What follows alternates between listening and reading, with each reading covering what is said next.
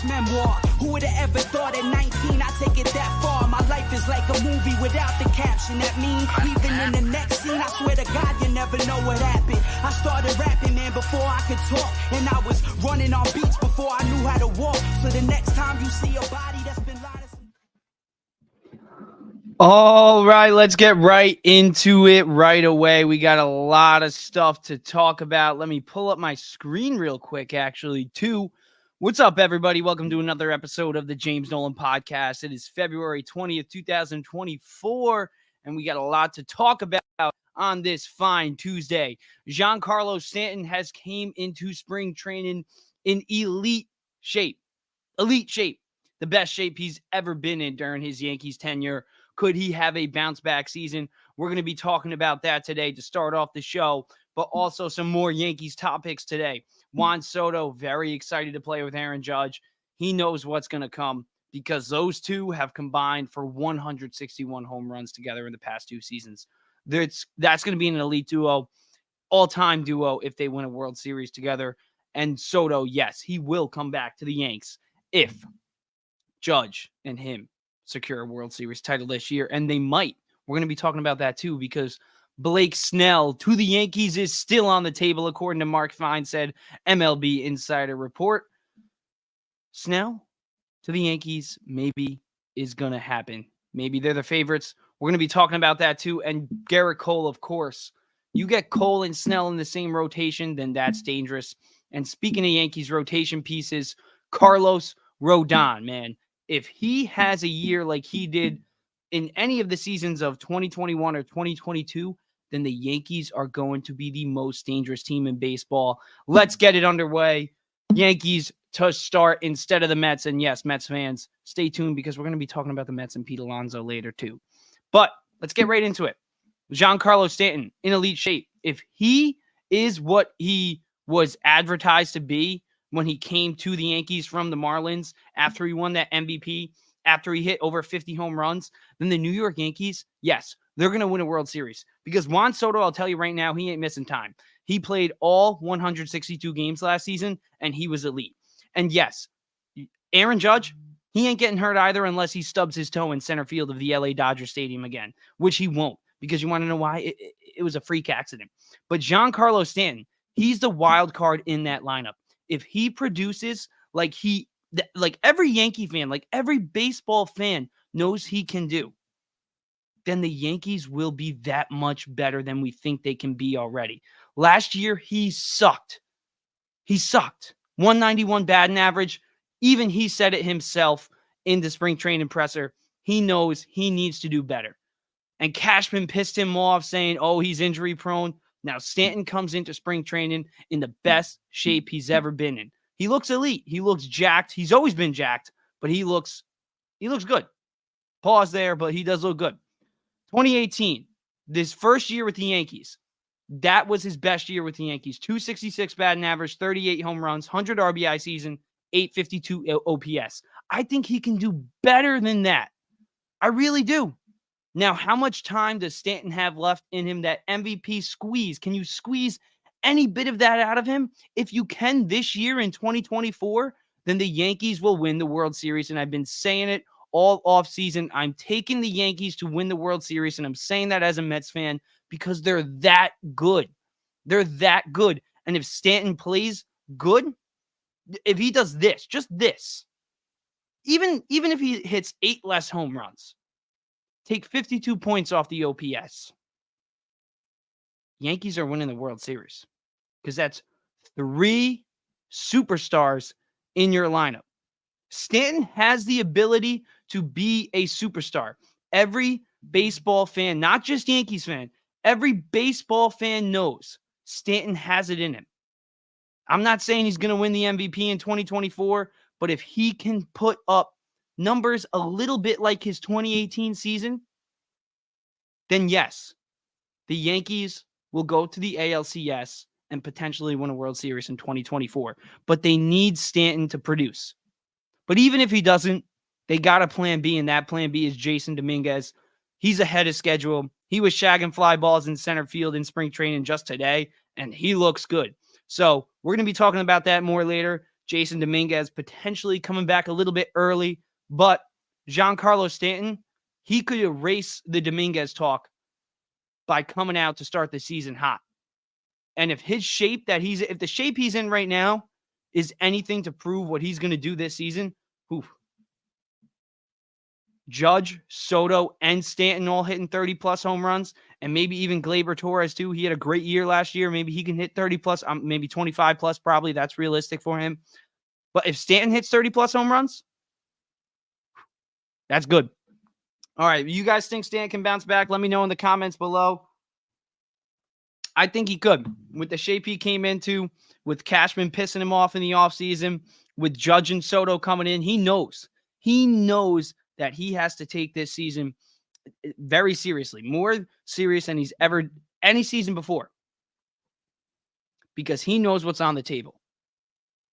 He knows, just like I kind of know. I'll admit it. This Yankees team has the ability to do something historic, win the 28th World Series in a year where everybody thinks that the LA Dodgers with Yamamoto and Ohtani and Freddie Freeman and Mookie Betts, everybody's talking about the Dodgers, but we are sleeping, at least MLB fans as a whole, we are sleeping on the Yankees. And as a Mets fan, I will admit it. We are sleeping on the fact that Juan Soto, Aaron Judge, Giancarlo Stanton, Anthony Rizzo, Gleyber Torres, I could go on and on. Anthony Volpe, if he produces this year, if he has a good step-up year from last year, he had 20-plus home runs as a rookie. Let's not rule him out either. This Yankees lineup has the potential to be the best lineup in baseball. They already have the best bullpen in baseball, and they have an elite rotation, especially if Carlos Rodon has a bounce-back year, too. We're going to be talking about that later, too, because 2021 through 2022, Rodon, if they get that Rodon, then guess what? That Yankees rotation, best rotation in baseball. So they have already the best bullpen in baseball. They could have the best lineup in baseball, and they could have the best rotation in baseball. Remember the start the Yankees got off to in 2022? I think we're going to see an even better start. The Yankees are that good. They are that freaking good. But we'll see. Only time will tell. And if Stanton has a good hot start, well, then you know that lineup is going to be talked about as the best lineup in baseball. And speaking of the best lineup in baseball, two guys that make it the best lineup in baseball are Juan Soto, who played in all 162 games last year, hit over 30 home runs, and Aaron Judge, who in a down season, this was a down season, first off, for Aaron Judge last year, which is insane. It's insane. Aaron Judge is the best hitter in baseball when healthy. He's better than Shohei Ohtani. I don't want to hear it. It's not a debate. It really isn't. Judge is the best hitter in baseball. He was hurt last year, and he still put up those numbers.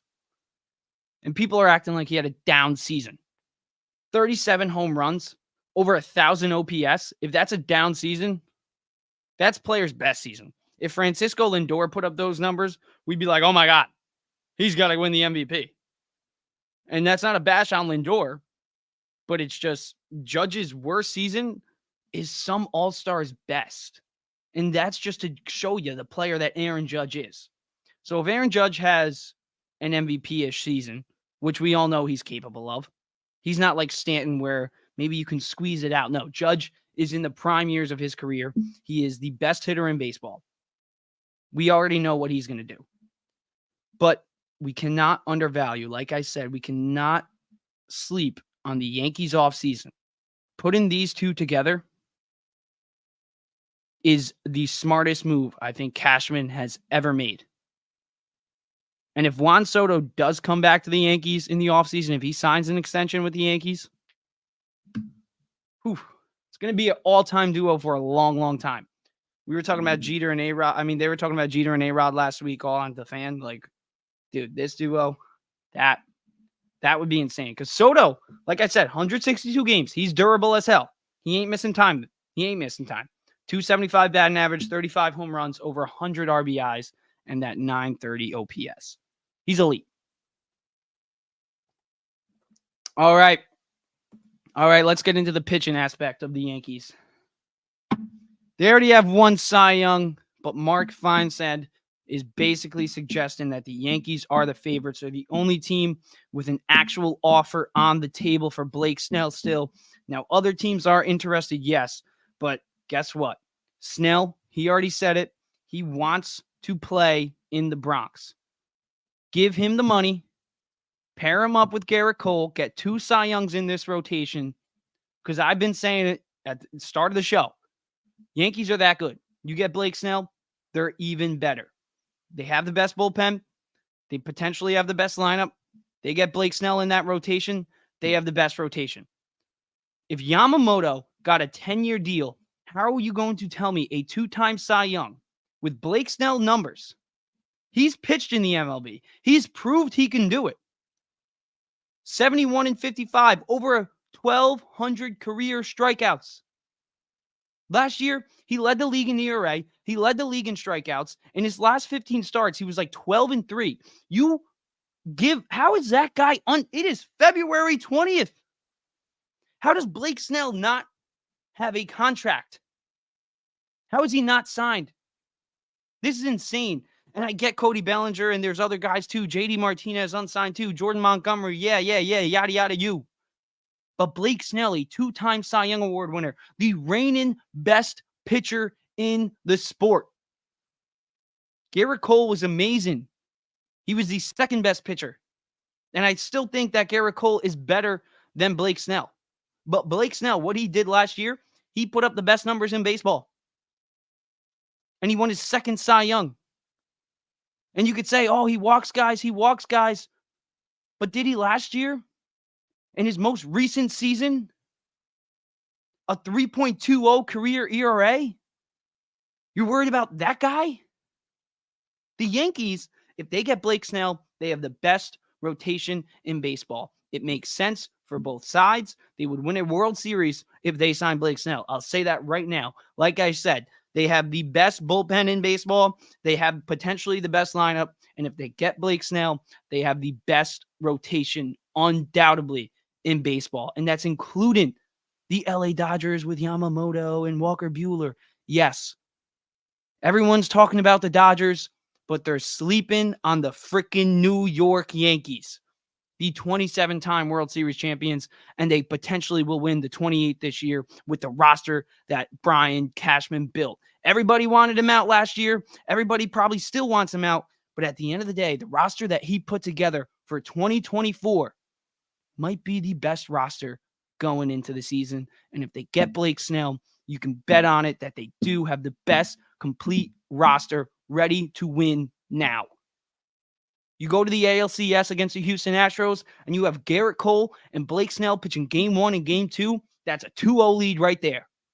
You ain't getting swept like you did 2 years ago. That's a 2-0 lead right there. You go get Blake Snell. Especially if you get Blake Snell, Garrett Cole, and Rodon. Oh.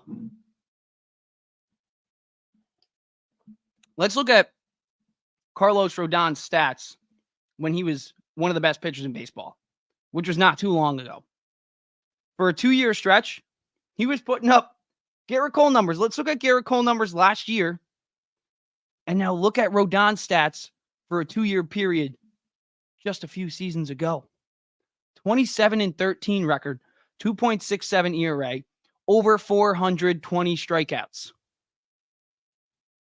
He's elite.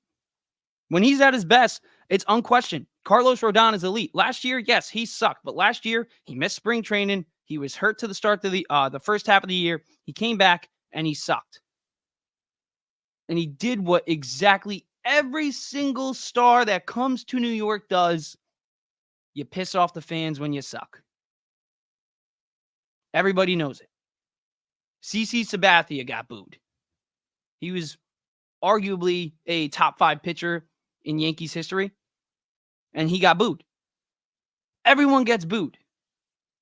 And like I said before, Rodon missed spring training last year. He missed the first half of last year. He was probably having lingering injuries in the second half. And yes, he sucked. But if he bounces back, if he puts up those numbers right there, even without Blake Snell, that rotation is flipped. Because Nestor Cortez, if he's healthy, he's going to have a good year. He's going to.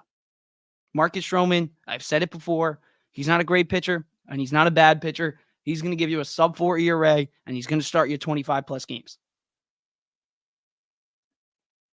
But if Rodon has a good season, and you get Blake Snell, that rotation, like I said, best in baseball. All right. We're going to take a quick 5-minute break. It was a good open. The Yankees are actually firing me up for this podcast.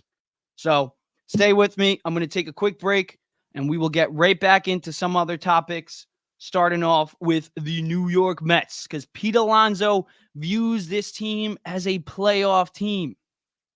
And quite frankly, so do I, and so should you, because, like I said, we're sleeping on the Yankees as one of the best teams in baseball.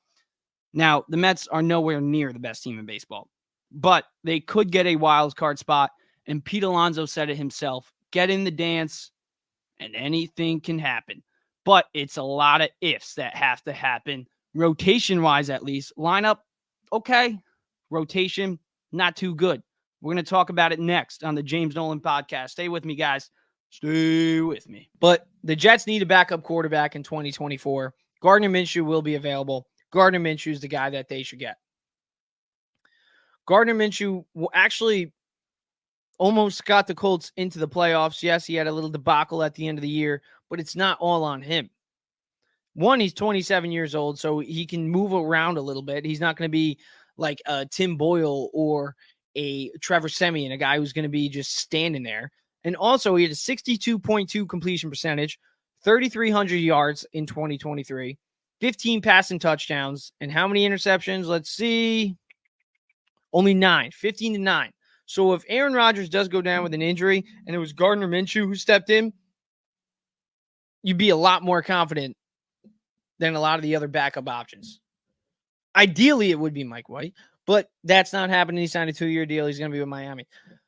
Gardner Minshew is the guy that the Jets should go out there and get as their backup. Now, there are other options. They could go get Sam Darnold, another former Jets quarterback who will be available in free agency. There are other backup options, and they could always go out there and draft a future guy, maybe in the second or the third round. But what I think that they should do, and I think the best move, the best backup that will be available in the offseason in free agency is Gardner Minshew. He almost took the Colts to the playoffs, and it was a Colts team that nobody really expected to do anything. They got 9 wins, and Minshew was the starter. Over 3,300 yards. He had a winning record. You put Minshew with this defense and an offense with potentially Davante Adams, Garrett Wilson, Breece Hall, Xavier Gibson, you get an actual offensive line. Minshew he will be able to win you games, is what I'm saying. So the Jets need a backup. Minshew's going to need a team. He probably wants to win because he's a winner. You go get him, and you make him your backup. And he's a good locker room guy, too. But the Jets need a backup quarterback in 2024. Gardner Minshew will be available. Gardner Minshew is the guy that they should get.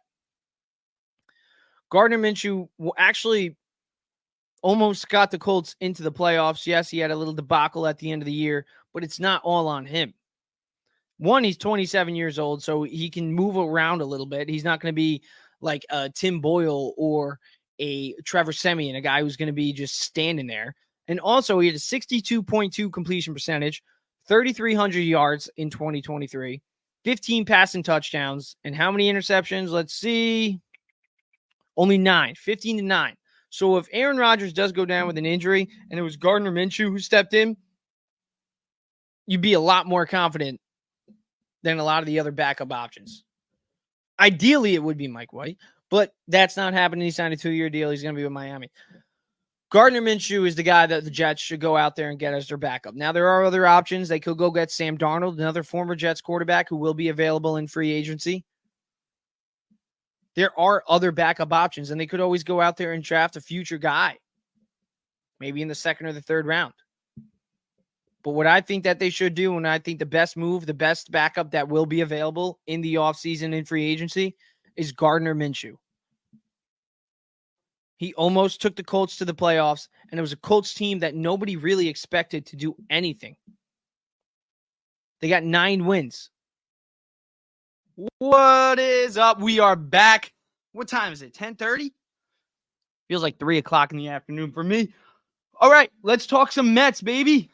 Yankees, yes, World Series favorites. But Mets, nowhere near that. Nowhere freaking near that. But maybe a wild card spot. So, Pete Alonso, playoff aspirations? Really? This team? With that rotation? With 4 guys in it with like over 4 ERAs last year? I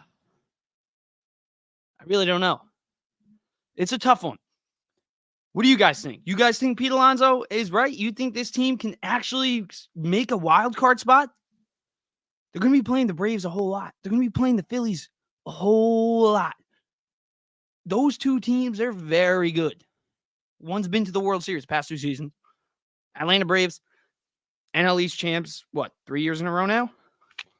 So it's going to be tough. But I will have to admit, it's possible. And the biased Mets fan in me is saying that fire in me, saying, yeah, it could happen. But a lot of ifs need to happen. Pete Alonso needs to have a great year. Francisco Lindor needs to have a great year. Francisco Alvarez needs to have a great year. Kodai Senga needs to have an elite year because we need an ace. And he's the only guy that can be the ace. And we're going to be talking about if he can win a Cy Young later, because I do think he can. He had the 5th best ERA in baseball. But that's a later subject. Pete Alonso, should we extend him? Yes. Is it going to happen in the middle of the season? No. Will he be a Met for a long time? Yeah, he will. I'm not worried. There was a video of him talking to Cohen when they were taking batting practice a few days ago. So, listen, I'm not worried. Pete Alonso will be a Met for a long time. So, all right. But let's look at his numbers. Not last year, because last year, I'll admit it, he sucked. Had 211 batting average. That cannot happen in your contract year, Pete Alonso. Cannot happen. But just like Rodon, 2 years ago, not very long ago, for a 2-year period, Pete Alonso was not just one of the best power hitters in baseball. He was one of the best hitters in baseball. In 2022, he was a top 5 hitter in baseball. 271 batting average, over 40 home runs, led the league in RBIs. You could say last year he was a top slugger. He hit 46 home runs, but that 211 batting average is Kyle Schwarber-ish. Yeah, Kyle Schwarber-ish. 2022, Pete Alonso, that's a complete hitter. That 271 batting average with 40-plus home runs, leading the league in RBIs, that's high value. That's what's going to carry the Mets. Now, I'm not saying this guy's going to carry the Mets to the playoffs, but he looks locked in. I'll say that right now. And a lot of Mets fans see it too. Pete Alonso is locked in and loaded. He's in great shape, just like Stanton is right now. And he's ready to go. And he's got the playoffs on his mind. He got to the playoffs in 2022. He smelt it. He sniffed it. And he's probably dying to get back. And when he leaves his press conference saying, LFGM, you really think that guy doesn't want to be a Met? So this is a message, even though they're probably never going to see it, to Brandon Tierney and Salicata. Because they, for some reason, along with a few others on WFAN, they, for some reason, think that Pete Alonso doesn't like it in New York. He hates the Mets organization. He doesn't like the fans. It's a bunch of bullshit. Straight up. BS. Pete Alonso wants to be here. Cohen wants him to be here. He's going to go to the free agency. He's going to test the open market. He's going to get offers from the other teams. And every offer he gets, he's going to bring back to the Mets. And the Mets are going to match that offer or give him a better offer. And if you don't think that, then you're stupid. Even if he has a season like he did last year where he hit 211, had a great amount of home runs, great amount of RBIs. He's going to get a contract with the Mets in the offseason. And even if he has a year like he did in 2022, where he was one of the best hitters in baseball, 271 batting average, over 40 home runs, led the league in RBIs. He's going to get big money, yeah. But the Mets are going to give him that big money. We have the richest owner in baseball. And yes, we will still probably be interested in Juan Soto. So don't worry.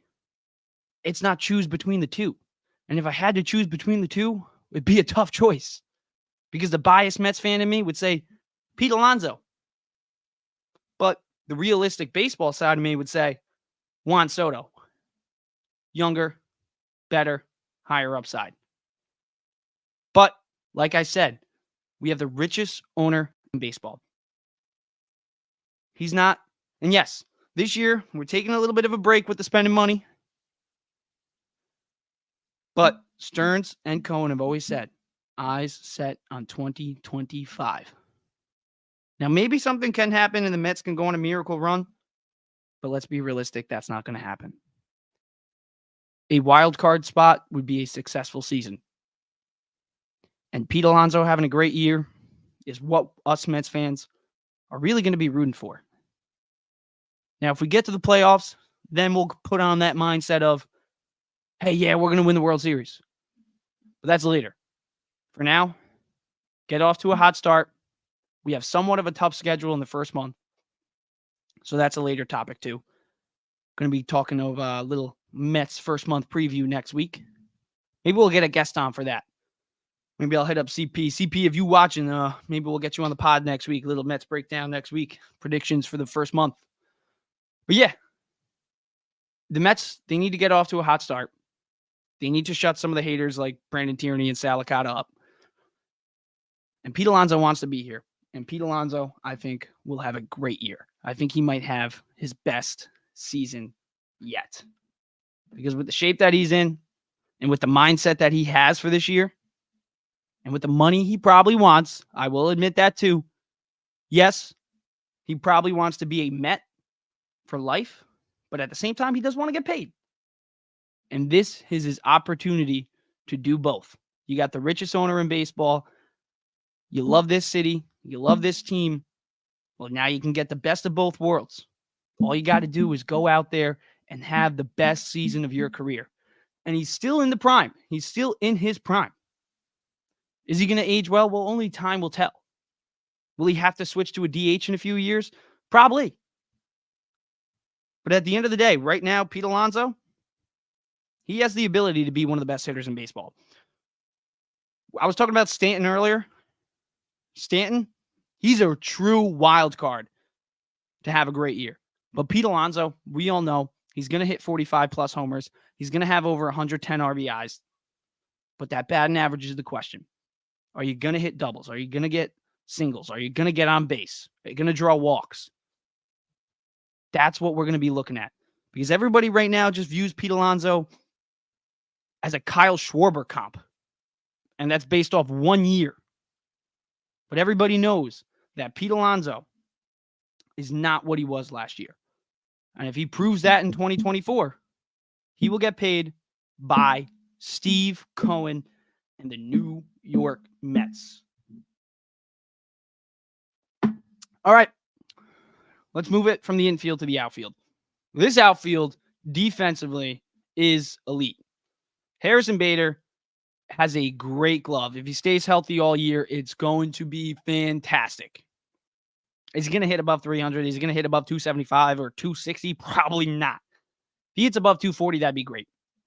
But with his speed on the base paths and his defense in center, that's where we could use Bader. David Stearns loves having great defenders up the middle. You got Lindor at short.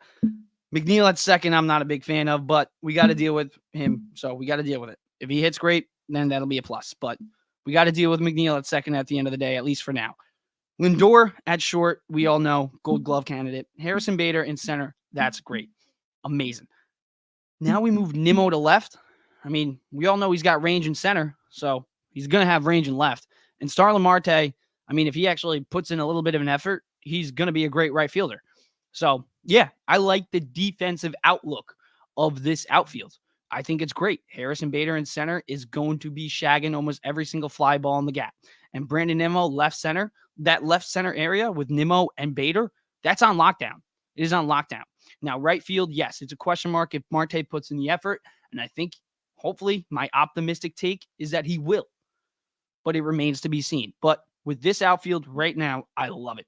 Now, offensively, if Starlin Marte produces, it'll be great. But Brandon Nimmo is really going to have to carry the offensive load with this outfield to start.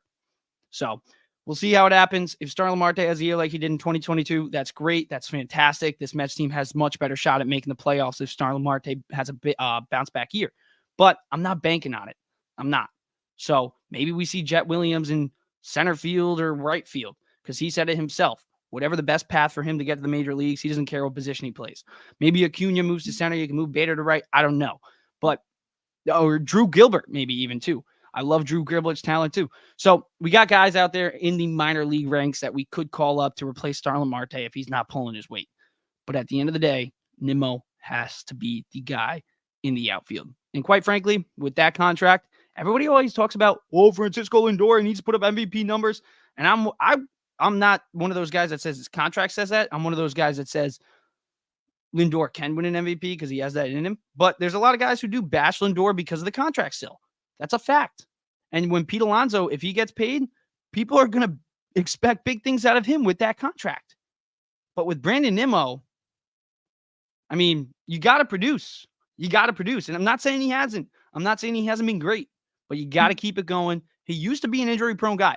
But the last 2 years, he's stayed healthy and he's been productive. So we need that guy again. We need the second best left fielder in baseball. I'm surprised they put him in left field before they even made it official, but they must have knew something before we did, right? I like the outfield defensively. Nimmo's the guy offensively, obviously, that's going to have to carry the load. I'd love to have a power bat in that outfield, but it is what it is, man. It is what it is. But the missing bat that I'm talking about and that a lot of Mets fans are talking about, we might already have, and that's Francisco Alvarez. And his first year in the league, well, not first year in the league. First year in the league was 2022, but his official rookie season was pretty good, really good, actually. 25 home runs as a catcher is great. 25 home runs as a rookie is great. He had a great year at the plate. Yes, his batting average needs to skyrocket, but power-wise, Alvarez has enormous potential. He could put up big numbers in the power section. RBIs, home runs, OPS. That's what we need to see out of Alvarez. 250 plus batting average. I love it. I'm expecting somewhere 235 plus. Give me 30 plus home runs for Francisco Alvarez, and I will take that. 235 batting average and 30 plus home runs. I'll take that. But let me know if you think I'm out of my mind saying that Francisco Alvarez has 30 home run potential. And that's this year. That's not in his future. That's right now. Right now. 22-year-old kid. Can he hit 30 home runs this year? We'll see. This rotation, I was talking about it before. I was listening actually to CP on his pod with I'm an asshole. Sorry. But whatever. Talking Mets with Rob. Yes, that's it. That's what it is. I'm always forgetting Mets shit. But anyways, this rotation is a big, big question mark. And CP was big on it.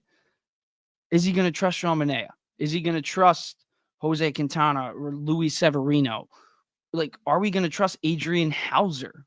Are we going to trust these guys? Are we going to end up with Tyler McGill and David Peterson back? I mean, David Peterson probably, yeah, he's gone.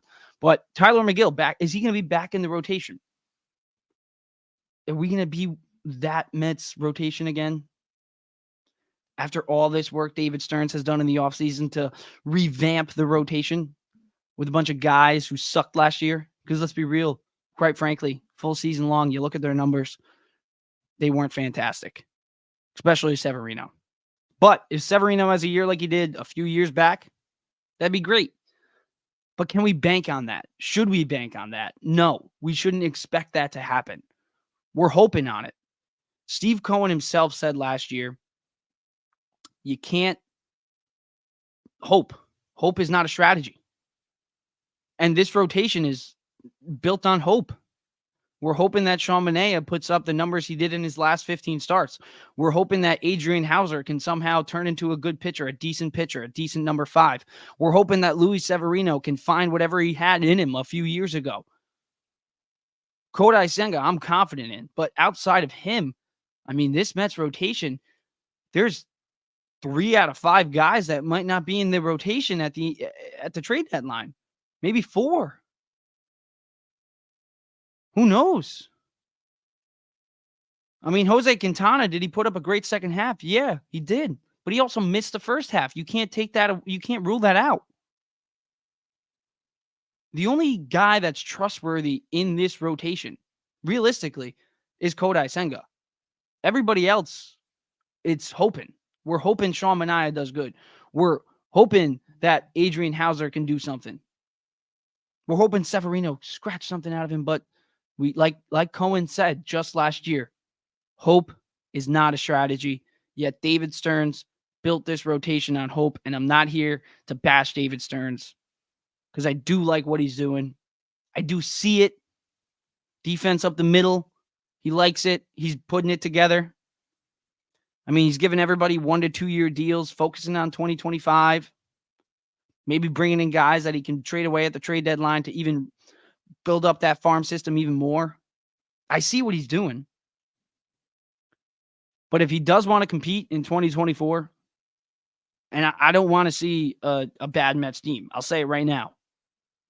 I am not going to be happy if the Mets suck in 2024. They better at least make the wild card. They better. Because a lot of Mets fans are going to be pissed off.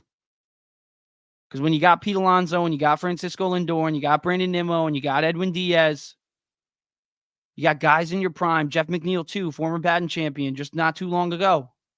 You got guys in their prime ready to win. They don't want to rebuild. They don't want to buy. I mean, yeah, they do want to buy in long term, but they still want to win now. They're not getting any younger. You got Senga, you got Diaz, you got Alonso, you got Lindor, Nimmo, and McNeil ready to win now. And you built this rotation off of hope. We'll see what it does, but Senga's the only guy that we can realistically trust. And that's what I'll end on with the Mets rotation. Camera's falling. Camera's falling.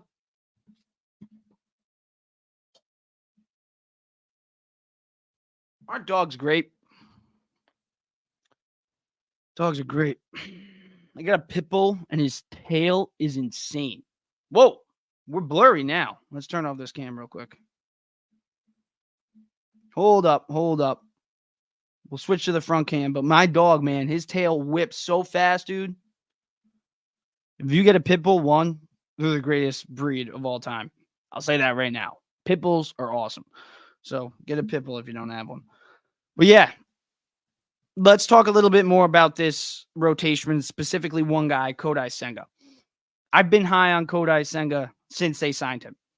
He was a winner in Japan. He won 6 championships in Japan. He put up elite numbers in Japan. He put up Jacob deGrom numbers in Japan. I'll say that right now. He did. Sub-2 ERAs consistently for his last, I think, 3 to 5 seasons. You can fact check me on that one if you want, but I'm pretty sure his last year in the league in the MPB, he put up a 1.98 ERA. And last year, in his first year, like everybody's undermining that, his first year in the bigs, 5th best ERA, not just in the National League, but in baseball. So realistically speaking, this guy's already a top 5 pitcher.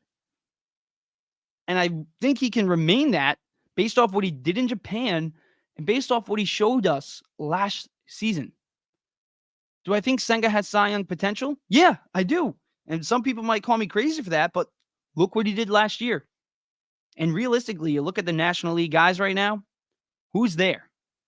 Because Blake Snell might be leaving if he does go to the Yankees. So who's there in the NL that is a lock to win the Cy Young? There's nobody. There's nobody that's a lock to win the Cy Young. So Kodai Senga, maybe. Who knows? I mean, that 2.98 ERA last year, 12-7 record, over 200 strikeouts. in his first season in a new country, in a city like New York.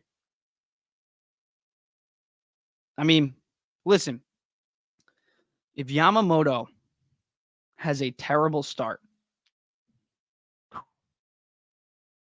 I mean, it'll even show you how great of a pitcher that Senga is, because Yamamoto put up even better numbers than Senga in Japan. So if he has a struggles, like if he struggles to start off, I mean, it'll show you how good Senga could potentially be. Because if he acclimated that quick, it's right there. Senga. I mean, also, too, like Ohtani was what, third in Cy Young voting not too long ago? And Senga put up better numbers in the MPB than Ohtani. So if Ohtani was a Cy Young candidate and Senga was a better pitcher than Ohtani, then Senga does have a shot at the Cy Young. I'll say that right now. All right. Let's wrap up this Mets talk. Baseball out of the way. Let's bring in the football talk. We got a few football topics today. Jets and Giants, obviously. Sauce Gardner trying to recruit Davante Adams. Whoa. Sauce Gardner, I'm loving the energy, but at the same time, the tweets, man. I don't know. Do other Jets fans like it? I don't really know. I like it, but at the same time, like, this guy lives on X. Also, I saw a Twitter post the other day too. X post the other day. Jets, we got in a good debate too. Sam Howell. Should the Jets sign him as their backup? He put up some pretty good numbers with the Commanders, the Washington football team. They should have just stuck with that name. I thought that was sick. The Washington football team. That's awesome. But Sam Howell in 2023, I mean, 21 touchdowns, 21 interceptions. Yeah, he has a great arm, but he turned the ball over a lot. So maybe sitting behind Rodgers could help, but that's another project QB. I mean, yes, he's much better than Zach Wilson. Don't get me wrong. But, I mean, I want a guy that can win now. So if we're talking about a guy that can win now, there's a guy out there that if he steps in the game as a backup quarterback, you would trust him to get your team to win, and that's Tyrod Taylor. Tyrod Taylor career stats are pretty great. So should the Jets sign Tyrod Taylor as a backup? We're going to be talking about that. And then some Jets to Giants stuff. Bryce Huff, Jets to Giants. See what I did there? Huh? I'm clever. See? I'm smart. Bryce Huff had a great year with the Jets last year. He's going to be looking to make some big-time bucks this year in this offseason, and the Giants were linked to him by an insider. And speaking of insiders linking people, J.J. McCarthy? I mean, I'm a big guy. I'm a big Jaden Daniels guy, and I think he would be a great fit with Brian Daboll. But we'll see. Michigan guy, national champion. So we'll see. Maybe he falls to him at 6. I mean, he would fall to him at 6. Let's be real. I don't think he's a top 3 or top 5 quarterback in this draft. But whatever. I mean, top 5 quarterback, yeah, but top 5 pick. You know what I mean? All right, let's get into this Jet stuff. Sauce Gardner recruiting Davante Adams. I don't really think he needs to. So I just don't want him to piss him off. I don't want him to annoy him. Hey, this kid is annoying. You know, maybe he's thinking that, or maybe he's thinking, this guy's cool. But if you're going to throw Davante Adams in a tweet with other names, I mean, if I'm Davante Adams, I'm going to be like, dude, you don't got to do that. I was already going to come. I don't think Sauce Gardner is going to be the one recruiting Davante Adams either. I mean, maybe he's going to be a little bit of a pitch because he's a great defender. He's one of the best cornerbacks, if not the best cornerback in the game of football. But Aaron Rodgers did throw a lot of touchdowns to Davante Adams. So I think Rodgers would be the one doing more of the recruiting. And I don't think it would necessarily need to be on X. But, I mean, if it works, it works. So I could be wrong, but I want Sauce to lay off the X a little bit. I love when he does post the good stuff on X, like when he called out that pass interference call against the Kansas City Chiefs. I did like that. But stuff like this, do we need it? Do we need to make the recruiting pitch like that? Who knows? I could be wrong. But Sauce, undoubtedly, like I said, one of the best cornerbacks or the best cornerback in football. So on the field, you can't knock him at all. But he mentioned Davante Adams in that tweet. And that got everybody going. It got everybody going. And listen, it's realistically on the table. If the Raiders want to rebuild and they want to get some draft picks, I mean, the Jets, they want to win now. The Raiders don't want to win now. They got a guy who wants to win now, Davante Adams. The Jets they're willing to give up future assets. So, be an even trade. And pairing up Davante Adams, and now that number 17, his number is available because Garrett Wilson switched to number 5. The dominoes are falling, man. The dominoes are falling. I think in a few weeks, we are going to be talking about Davante Adams as a New York Jet, and it's crazy. It's insane, and that makes me go into my next topic with the Jets. If we do get Davante Adams, and also another thing before I do get into the backup thing, if the Jets rely on Aaron Rodgers and only Aaron Rodgers to make the playoffs and make a Super Bowl run in 2024, then they're out of their mind, fans and staff. Why? Because you don't rely on a quarterback. You look at teams around the league, the good teams, the good playoff teams. Not the Kansas City Chiefs, because the Chiefs right now are the most dominant team in football, and I'm going to take them to win the Super Bowl next year because they're that good, and they have Patrick Mahomes. So, yeah, I'll take them to 3-peat because, like I said, they got Pat Mahomes. But teams without Pat Mahomes, what do they get? Good backups. Dak Prescott goes down, you throw in Cooper Rush. You got Gardner Minshew steps in for Anthony Richardson. Tua, they went out there and they stole our good backup, Mike White. Just in case Tua goes down, you can bring him in. Look at the Bengals. They lose Joe Burrow. You get Jake Browning to throw in there. He wins a few games for him. I mean, Joshua Dobbs, he had a little bit of a run as a backup. Now, am I going to say Rodgers is going to miss the entire year like he did last year?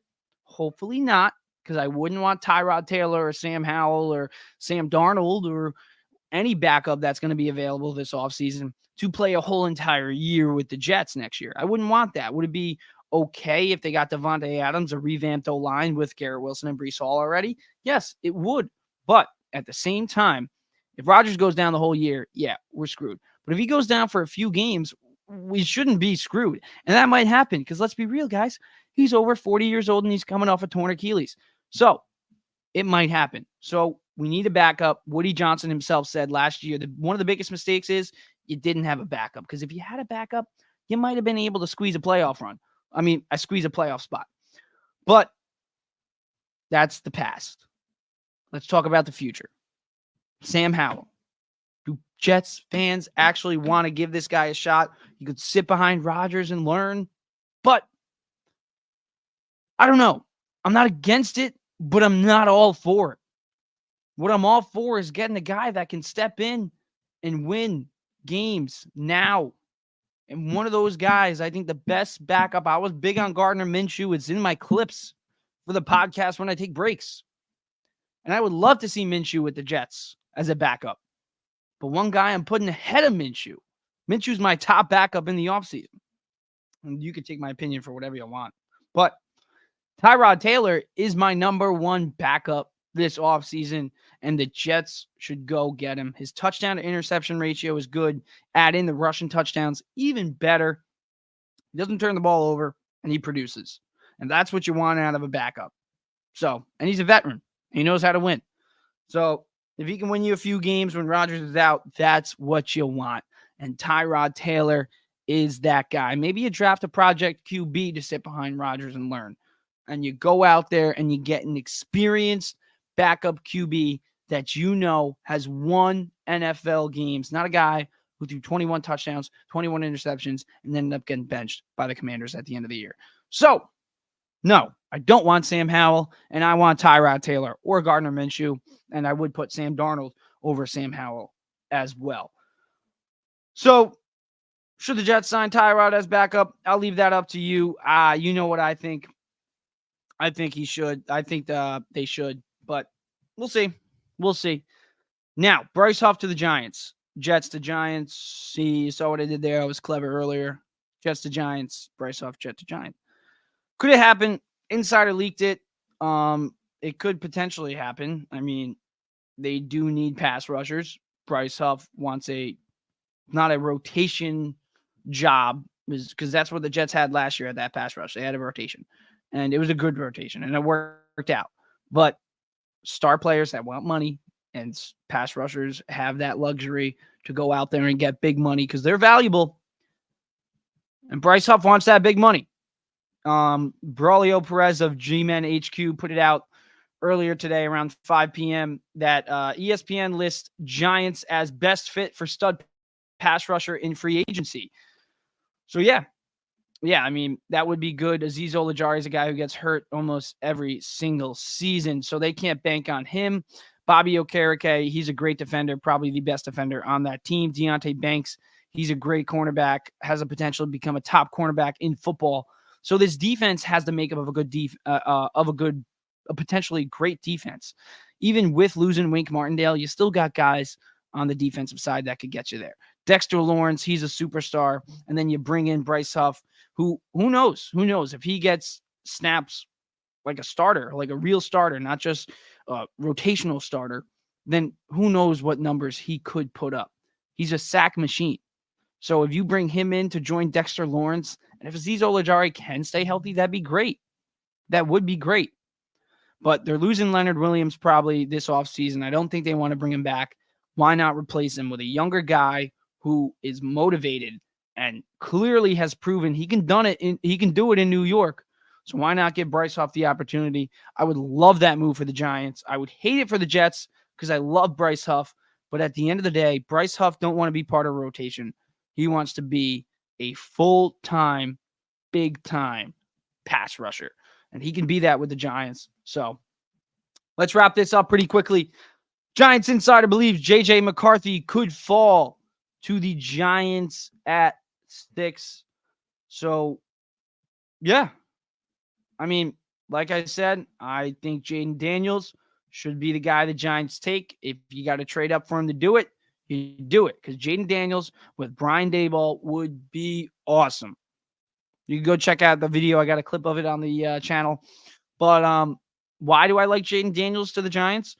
And why do I think he's a good pairing with Brian Daboll? Because I think Jaden Daniels has a lot of similarities to Josh Allen.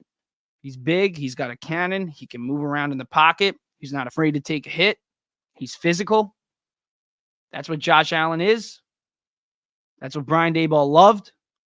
Doesn't turn the ball over too. I mean, Jaden Daniels threw over 40 touchdowns, less than 10 picks in his senior year with LSU. So I think Jaden Daniels would be a great fit with the Giants. But J.J. McCarthy, I mean, national champion with Michigan, yeah.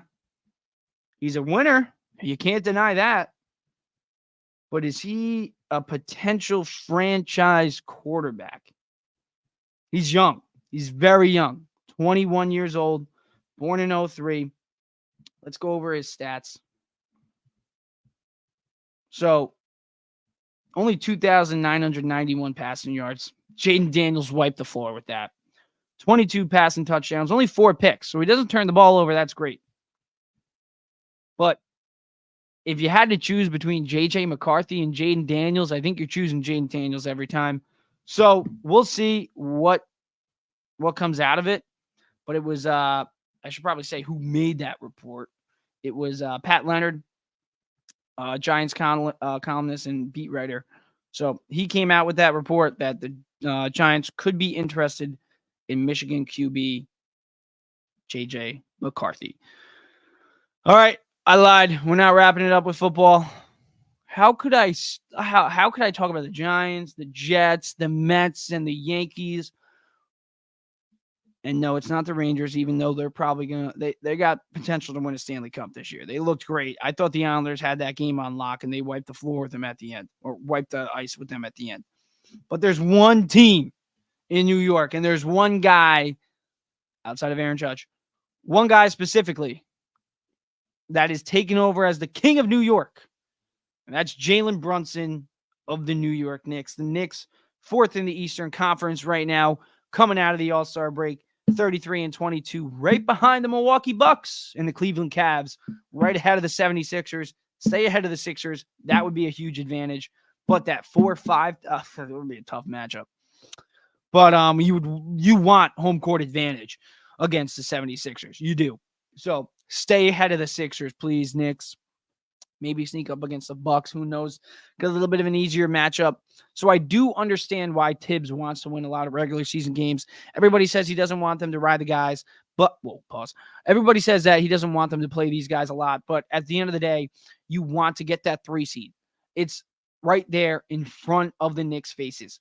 You want the 3 seed. You don't want to go up against the 5 seed. That's probably going to be the 76ers or the Cavs or the Bucks. No, get the 3 seed. That's what you want. It set you up for a good playoff matchup. But it's going to be tough to do without O.G. Anunoby and Julius Randle, 2 out of the 3 best players on the Knicks. Now, Brunson is a superstar, like I just said, 27.6 points per game, 6.5 assists, 48% from the field. What he morphed into is just insane, by the way. Going from a guy who averaged less than 20, not even 2 seasons ago, to a guy who's now labeled as a top 3 point guard in the game is just insane. It just goes to show you how much of a ball hog Luka is and how great of a player Jalen Brunson could have been alongside Luka. They had Luka, Jalen, and Kristaps Porzingis, but it all fell apart because Luka wanted to be the guy. But Jalen Brunson is also a guy, and he's going to need to carry this Knicks team to the playoffs, especially if they're missing Anunoby and Randle for a little bit. But some good Knicks news. Bogdan Bogdanovic, our hopeful new Steve Novak in the corner, is practicing. He returned to practice, so he'll probably be back in that first game coming off the All-Star break, which will be nice. So, yeah, Knicks, I do like the fact that we're at the 4 seed right now. And yes, I am scared at the same time that we're without Randle and Anunoby for a little bit. Who knows when they're going to be returning? But O.G. Anunoby did have a press conference just not too long ago, and he does say he intends on returning this season, which is a big whew, because we just need him for playoff time. And I would love to get that 3 seed, but just get into the playoffs realistically, Knicks, and obviously be above a 5 seed, because where you're at now, you want to stick in that top 5. Got a comment. Yo, what's up, CP? How we doing, man? But yeah, man, I do want to see the Knicks obviously get OG and Randle back, but realistically, they're going to be missing a lot of time. And even though both of them are optimistic, we got to take it with a grain of salt. But I do love Brunson, the fact that he's been doing what he's doing. And Dante DiVincenzo, hopefully he can get a little bit healthy because he has a little bit of an injury bug going on right now. But yeah, we do need to see Brunson just carry this Knicks team. And he has that capability. So it's going to be fun to see Brunson kind of be Brunson. So 76ers right off the bat this Thursday. Going to be a big game. Going to be a tough first game back, I should say, for the New York Knicks coming off that All-Star break. But right now they're underdogs, and they should be because they're playing on the road, but they need that win right now. They are both Knicks are 33-22, and the Sixers are 32-22. So they could take that spot, that 4 seed from us.